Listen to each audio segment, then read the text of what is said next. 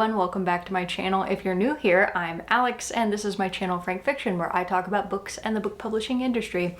Welcome to my first ever vlog. I am in peak comfy conditions right now and very excited to start the book called The Cabin at the End of the World by Paul Tremblay. If you watched my last video, Booktubers Choose my TBR for August, then you know that this was the first book out of 4 on that list from 4 different people. And I have never taken the time to make a vlog before to just show you my reading experience, to really show you my full setup in my office right now, which is still in the works. So keep that in mind. I actually am having some stuff delivered soon that I'm going to be really excited to show you all. We'll sit down, grab a snack, grab some tea, get some coffee, or if it's late at night, have whatever you want, and we'll just take this time to relax.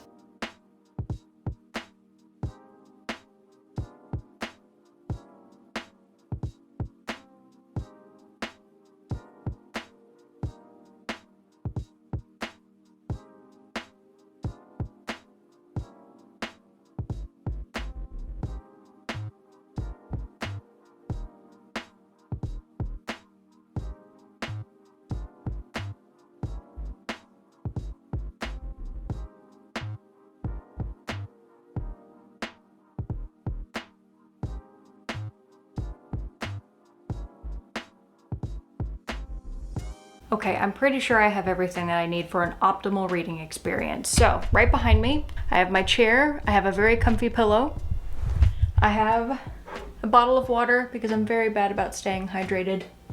I've got my book, I've got a very adorable little monkey bookmark that I have had for many years. I wonder if I'm going to be able to show this to you all. And I have a notebook and a pen.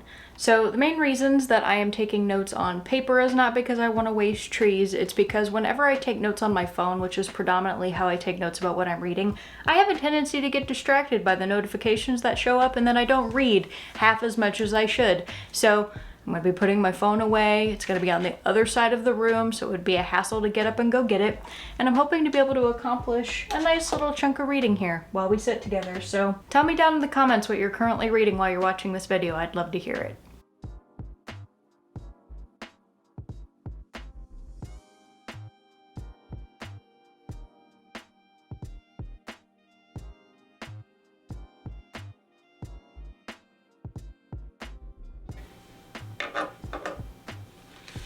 I'm marking down the names of the characters as I go because that helps me keep track of everybody and how they're related until I get farther into the story.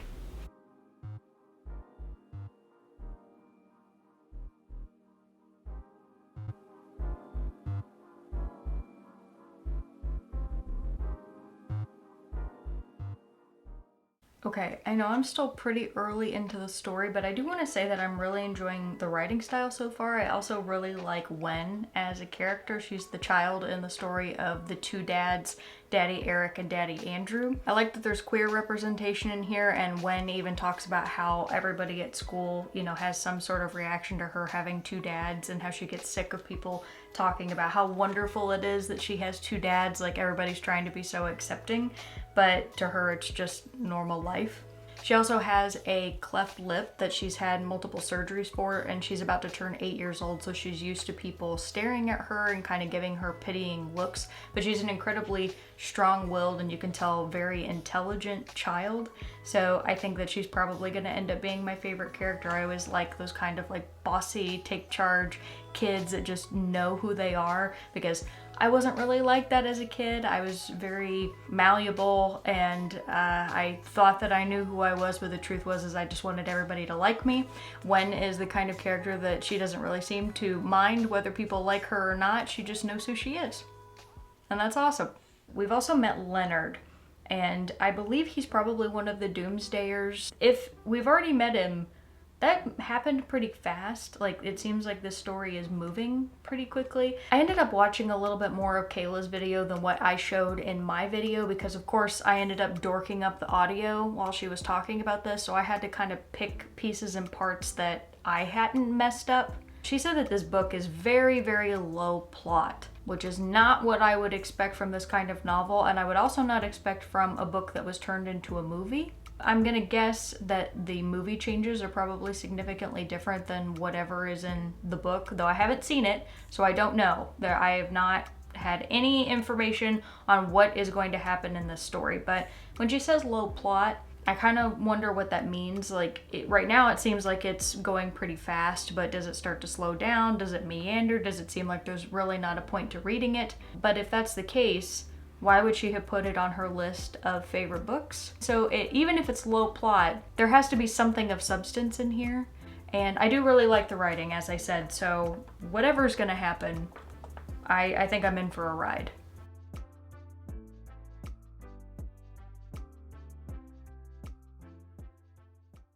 Okay, so I just got to the end of the first chapter, and that is a hell of an ending. So these chapters are told from the perspectives of different characters. So the first one is from Wen's perspective, and then the next one is from her father, Eric. So Leonard's this guy who happens to randomly show up at this cabin that Wen and her parents are staying at, and they're there for her birthday. They're there to celebrate her birthday. And he walks up and appears almost like he knows her, even though he's asking her questions about herself. And at the very end of this chapter, there are people who are walking up the road that he knows that are handling all of these weapons and tools like sledgehammers and altered gardening equipment. And he's saying to Wen, your dads won't want to let us in, Wen, but they have to. Tell them they have to. We're not here to hurt you. We need your help to save the world. Please.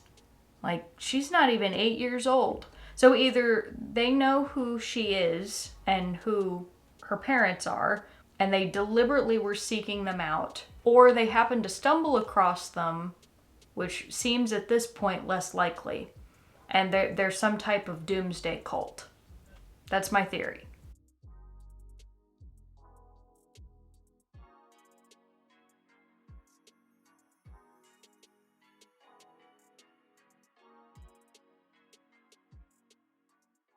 All right, so it's the next day. It's early in the morning. I'm going to take you all with me on a trip to my favorite donut place. Keaton and I are going to go get some donuts, like donut holes and these wonderful chocolate cream filled donuts that I love.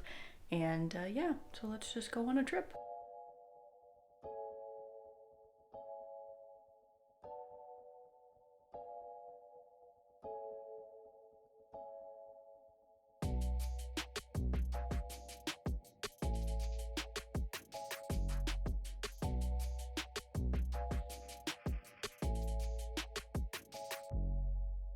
All right, donuts have been acquired. It's time to head home.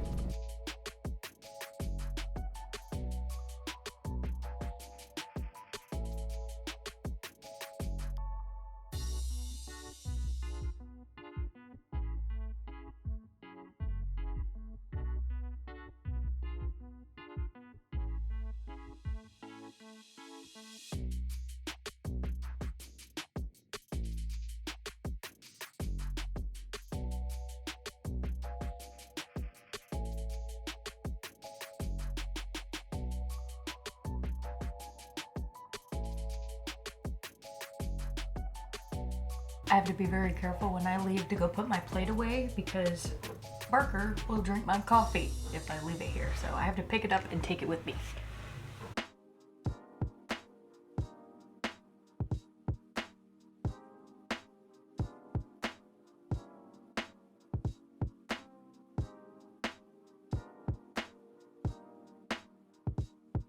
I did go and get water. I had had too much coffee, so I'm gonna make sure that I stay hydrated for the rest of the day.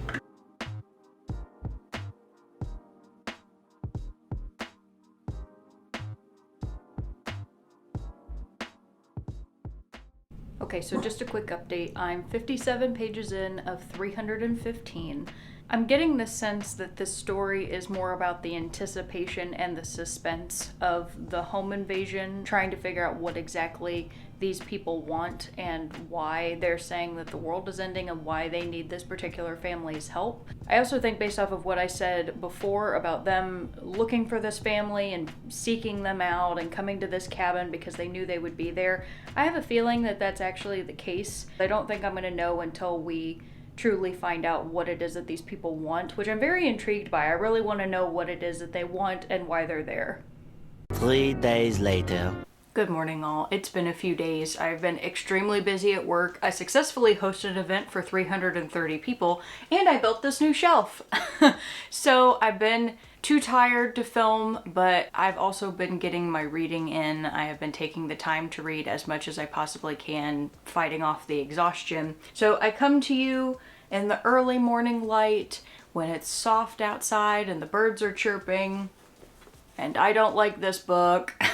The Cabin at the End of the World is going to be extremely difficult to talk about without spoiling anything. And keep in mind, I'm not even done with the book, so I am on page 334 of 315. I still have a little ways to go. So my personal feeling on this book is it should have been at most a novella. I think it even could have been a really impactful short story. This is a book where people are not asking good questions. They're not asking enough good questions. They're not communicating in a way that doesn't sound like people are just constantly going around in circles. I was talking with Keaton about it last night, and I personally feel that if I were in this situation, that I would have handled it better than our main characters. And that's not because that they're incompetent. It's not because they're stupid. They're highly educated people. I know for me, I have been in emergency situations. I'm a take charge kind of person. It's like, okay, I need the facts. I need to know what's going on. We got to get this handled. That's the way that I respond to things. Their response was just utter panic. And here I would say Wen to me is the best character, the little girl. I think she's characterized the best, and we end up learning the most about her and her personality, which I realize now is intentional. I'm not going to explain any more than that. It's intentional. The captors are kind of fascinating people. They don't actually want to be here. They don't want to be engaging with this family. They don't want what they're asking of the family to happen. They're essentially telling Andrew, Eric, and Wen that they're victims of circumstance. And that is not, in my opinion, explored nearly enough to keep this book interesting. At 234 pages, there's still a huge mystery about what exactly is going on. Whether this book is supernatural, whether it's not. I don't feel like that's a spoiler to tell you, because that's kind of the point, is to keep you in suspense of wondering whether it is or not, which is fine. In circumstances with other books, I think that that could be very effective. It's kind of that teetering on the edge of reality, or, you know, are people crazy? We don't really know. I'm disappointed because the very beginning of this book, I liked the prose, I liked the characterization. I thought it was going to be a very character-driven book. It's not. I will update you in a little bit when I end up finishing this, but right now, my feelings on it are, at best, it's 3 stars, but I'm more inclined to say it's like 2.5. It's not bad. That's the problem. It's not a bad book, but it's not a good book either. It's not one that I would recommend to people, and it feels kind of generic. One eternity later. So after a full work day, I had dinner and I sat down to finish The Cabin at the End of the World, and I'm very disappointed in the ending. This is one of those books where you will never know the truth about what is actually going on. So I don't feel like I've spoiled anything because I haven't told you what the mystery is, right? But I can tell you this: if you are the type of reader that when you pick up a book, you want to know what's going on and you want to know why things are happening, you will hate this, or at least strongly dislike it. I'm one of those people, and I'm actually going to be talking about this in a Q&A that I'm getting ready to post. I don't know whether the Q&A is coming out before this video or after this video. Given the choice between a book that has a heartbreaking ending and a book that has a questionable ending, meaning one that you don't really know what's going on and it's left up to speculation, I would pick a heartbreaking ending. This tried to be both and failed. Even Bubby's tired and has had it with this crap. Just look at him. He's wagging his tail now. Are you gonna flop back over? Oh, he is. Okay. He is honestly the cutest dog. Like, look at him. I can never be disappointed at how cute my dog is, but I can absolutely be disappointed in this book. So when talking about the pacing of this book, I would say it's not just an issue of what should have been cut out and should it have been a short story, should it have been a novella. There's a problem with where in the story things are happening as well. So about 2/3 of the way through the book, so about right here or so, we have this major event occur. There's this huge action scene, terrible things happen, and it's supposed to be a really impactful and emotional scene. Well, the problem after that sequence happens is it goes back to being really slow, where things are continuously repeated over and over again, and you are waiting. I was waiting, trying to figure out what in the heck is going on. Like, can you please just tell me already what is going on? And I realized at a point in this story that I wasn't going to learn what was happening when one of the characters literally says, "We're not supposed to understand." They don't understand, I don't understand, you don't understand, none of us understand. That's it. That's this book. I really don't think it's a good idea to write a story where something major happens 100 pages before the book is supposed to end, and then you just go back to, well, I guess something will happen when it happens. I normally take the time after reading a book to really consider my rating, unless it's something that I'm like, this is absolutely a 5-star book. In that case, like, I know instinctually, but any books that aren't 5-star books for me, I have to kind of debate. It's like, okay, is this a full star rating? Is there a half a star somewhere? Why am I rating it the way that I am? And my rating system is this. A 5-star book is one that I would read multiple times. Like, that's how good it is. A 4-star book is one that I would read once, and I would recommend other people read it once. A 3-star book is one that it's kind of generic and it doesn't really do anything new. It's not something exciting, but it is a solid read. It's a solidly written book. Not every book can be a 4 or 5 stars. Some books are just going to be 3 stars. A 2-star book is one where there is a good premise, but it was poorly written. And a 1-star book to me is one that had a bad premise that was poorly written. A lot of times with books that I don't think have good premises, I don't pick them up to begin with. That's another reason why I don't typically give many books 1 stars. It's actually quite rare for me to give a book a 1-star review. So with regards to this book, it's definitely not a 5-star. I don't want to read it again. It's not a 4-star because I wouldn't recommend that you read it. I would argue it is a solid book, but it's not satisfying. And it had a good premise, but I didn't think was executed very well. It kind of falls between that 2 and 3 stars. So I'm going to say Cabin at the End of the World, it's 2.5 stars. And with that, this is the conclusion of my very first ever reading vlog. So thank you so much for joining me on this journey. I wish it could have gone a little bit better in terms of my enjoyment of the book, but sometimes things just be like that. But I do hope you will join Barker and myself, right, Bubby, on our next reading adventure. And that is going to be for the book Tomorrow and Tomorrow and Tomorrow, which I have ready to go. Really looking forward to reading that one because I think it probably will go better than The Cabin at the End of the World. So until then, I hope you all have a wonderful rest of your day or evening, that you all stay safe out there, and I'll see you next time.